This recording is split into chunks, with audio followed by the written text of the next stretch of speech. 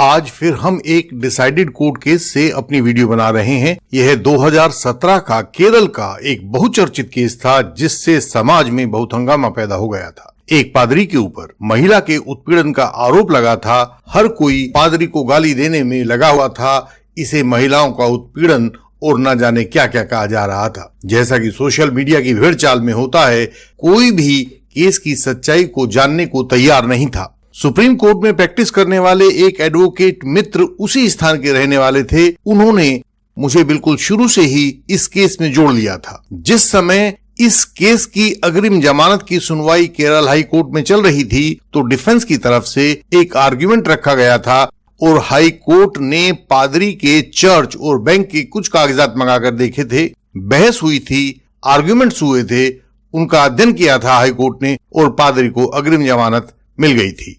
इस अग्रिम जमानत मिलने के बाद भी इसे अखबारों ने बहुत उछाला था कि इतने गंभीर आरोप के बाद कैसे पादरी को अग्रिम जमानत दे दी गई। खैर, उन प्रीस्ट महोदय ने, जो पादरी थे, मुझे बहुत अनुरोध किया कि मैं उनके ट्रायल के लिए केरल तक जाऊं, लेकिन मेरी व्यस्तताएं मुझे इजाजत नहीं दे रही थी। इसलिए मैंने उनकी यह बात मान ली कि मैं प्रत्येक गवाह का क्रॉस एग्जामिनेशन तैयार करके दूंगा, और जो मैंने दिया भी बाद में। हम दोबारा केस के विवरण पर आते हैं। आरोप था कि पादरी ने उस ईसाई महिला के साथ नजदीकी बढ़ाई जो चर्च में आया करती थी और 22 जनवरी 2015 को पहली बार शारीरिक संबंध बना लिए। फिर बाद में धमकी दे देकर अनेक बार उसके साथ रेप किया। आरोप के अनुसार 13 जून 2016 तक वह ऐसा करता रहा। अंत में तंग आकर 19 नवंबर 2016 को उसने पुलिस के सामने शिकायत दर्ज करवाई, जो 5 जनवरी 2017 को एफआईआर में दर्ज हो गई। तब वह पीड़िता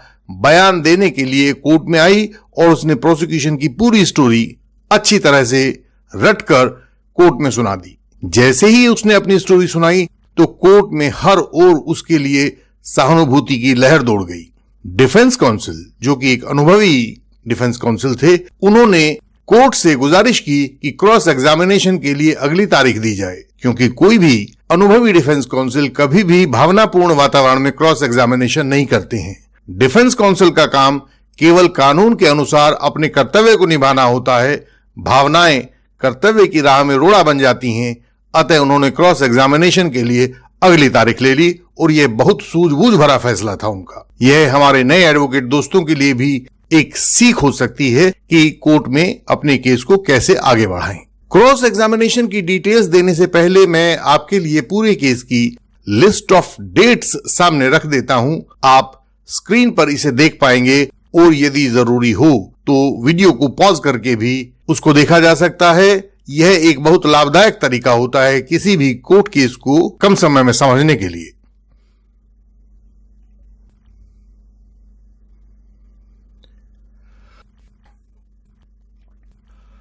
क्रॉस एग्जामिनेशन शुरू हुआ तो डिफेंस काउंसिल ने सभी जरूरी सवाल पूछे। वे सवाल उनके पास दिल्ली से पहले ही भेजे जा चुके थे। उन्होंने पीड़िता के सामने कुछ पेपर्स रखे और पूछा कि मिस, यह बताएं कि क्या आपकी माताजी को सिरोसिस नाम की बीमारी है, जो लीवर की एक बीमारी होती है? तो पीड़िता ने इनकार कर दिया। उसने कहा नहीं, ऐसा तो नहीं है। तो डिफेंस काउंसिल ने हॉस्पिटल का एक पर्चा उसके सामने रखा और पूछा कि 23 अगस्त से 11 सितंबर 2015 तक आपकी माताजी सिरिल नर्सिंग होम में रही हैं और आप उनके अटेंडेंट रही हैं। देखिए, 11 सितंबर 2015 की डिस्चार्ज स्लिप पर आपके ही साइन है। वह पीड़िता झेंप गई और बोली हाँ, तो उससे क्या हुआ? डिफेंस काउंसिल ने अगला सवाल पूछा। सिरिल नर्सिंग होम का बिल 1,12,357 रुपए का था।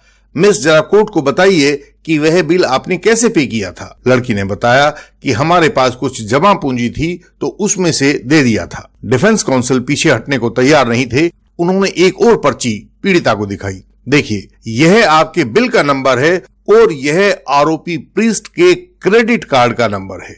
यह बिल आरोपी प्रीस्ट ने अपने क्रेडिट कार्ड से दिया था। लड़की को ऐसे प्रहार की उम्मीद नहीं थी। डिफेंस काउंसिल ने उस डॉक्यूमेंट को एग्जिबिट करवा के कोर्ट के रिकॉर्ड पर लगवा दिया। अब तो डिफेंस काउंसिल साहब ने अस्पताल और दवाइयों के बिलों की झड़ी सी लगा दी। देखिए, यह दूसरा बिल है, यह तीसरा है, यह चौथा है, यह पांचवा है और यह छठा बिल है जो आरोपी प्रीस्ट के क्रेडिट कार्ड से दिए गए थे। इन बिलों की कुल रकम 7,65,000 से अधिक है। अंतिम बिल का भुगतान तो 8 अप्रैल 2016 को किया गया था। डिफेंस काउंसिल रुक नहीं रही थी और पीड़िता के सामने उन सवालों के उत्तर को हाँ में देने के अलावा कोई चारा नहीं बचा था, क्योंकि सभी डॉक्यूमेंट्स वो कोर्ट में एग्जिबिट करवा रहे थे। उन्होंने आगे पूछा, 8 अप्रैल 2016 के बाद भी 6 जून 2016 और 21 सितंबर 2016 को 1-1 लाख रुपए आरोपी प्रीस्ट के अकाउंट से आपके अकाउंट में ट्रांसफर हुए हैं। वे रुपये आपने क्यों लिए थे? लड़की ने भी अपना आखिरी जोर लगाया। मुझे नहीं पता प्रीस्ट ने वे रुपये मेरे अकाउंट में क्यों भेजे थे। हो सकता है मुझे किसी तरह फंसाने के लिए भेजे होंगे। लेकिन डिफेंस काउंसिल बहुत अनुभवी थे। उन्होंने कानून का अपना जाल बिछा चुके थे। झूठी गवाह अब बच नहीं सकती थी। उन्होंने आगे पूछा, क्या दोनों ही बार आपने 4 दिनों के भीतर पूरी रकम निकाल ली थी? जो भी प्रीस्ट ने दिया था 1-1 लाख रुपया 2 बार, क्या ये पूरी रकम को आपने 4 दिनों के भीतर ही अपने अकाउंट से निकाल लिया था? उन्होंने उसकी पासबुक डिटेल्स सामने रखी, लेकिन लड़की थी कि वो अपने झूठ को छोड़ नहीं रही थी। बोली, मुझे नहीं पता। डिफेंस काउंसिल ने उस बैंक स्टेटमेंट को एग्जिबिट करा दिया और कोर्ट के रिकॉर्ड पर लगवा दिया। अब डिफेंस काउंसिल ने केस के ऊपर अपनी पकड़ बना ली थी। उन्होंने पूछा, यदि आपने पैसे जमा नहीं किए थे और वो पता नहीं कहां से आ गए थे, तो क्या आपने बैंक से पूछताछ की थी कि आपके अकाउंट में पैसे कहां से आए हैं?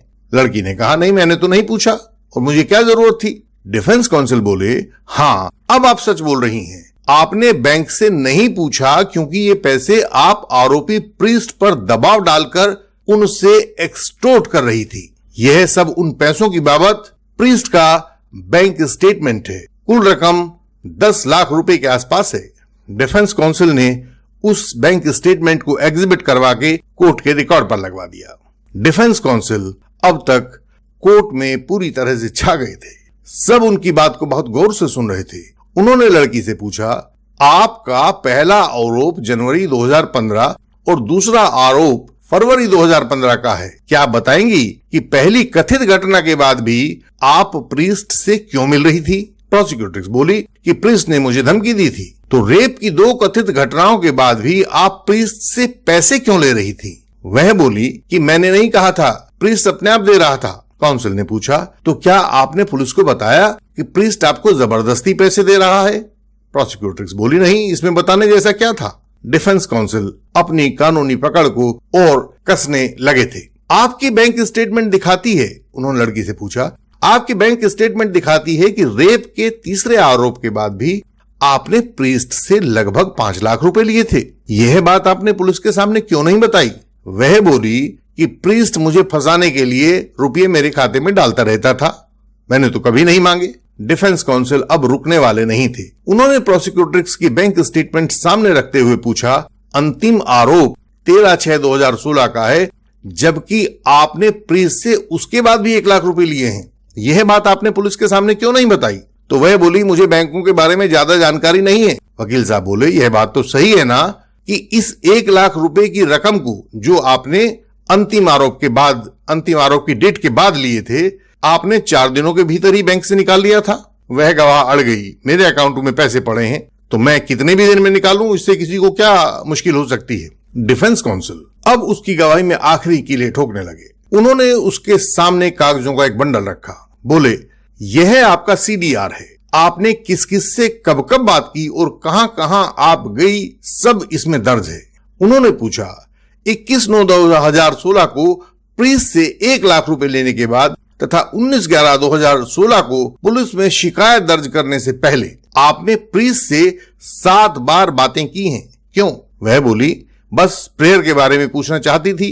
काउंसिल बोले, लेकिन ये कॉल चर्च के लैंडलाइन नंबर पर नहीं की गई थी, ये तो प्रीस्ट के पर्सनल मोबाइल फोन पर की गई थी। उसने बताया कि नहीं, बस मैंने तो यूं ही पूछ लिया था। डिफेंस काउंसिल ने पूछा, क्या हर एक बार आपने 12 से 17 मिनट लंबी बातचीत की थी?